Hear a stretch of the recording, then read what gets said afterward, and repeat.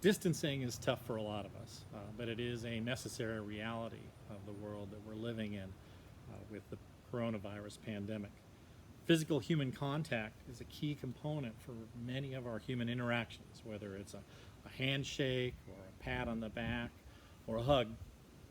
I'm a hugger. I come from a family of huggers. Hugs are important to me. So, what is a hugger to do in the environment that we're in right now?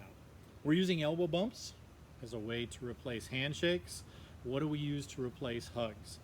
I've seen some people do virtual hugs, and it looks like that, and it doesn't work for me. It doesn't seem, looks like I'm having a fit when I'm doing it, and it doesn't really seem to embrace for me the emotion associated with a hug. So here's what I came up with. Last week, I bumped into a former student of mine, Alin West, who I haven't seen in several years. Normally, that deserves a hug, but that obviously wasn't possible in the moment. So what did I do? Well, spontaneously, I reached out to her with my hand and then pulled it into my chest, pulled it into my heart, and smiled back. It was an honest expression of what I felt in the moment, and it seemed to work for me. So I want to throw it out to the world for you guys to use whenever you want to.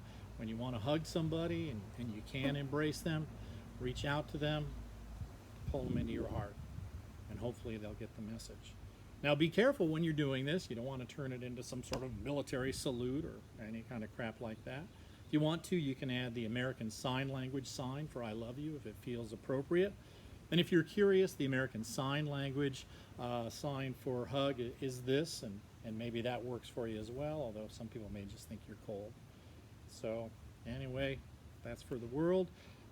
Don't let physical distancing get in the way of our need to be together socially. Don't let physical distancing become social distancing. Reach out to each other. Take care of each other.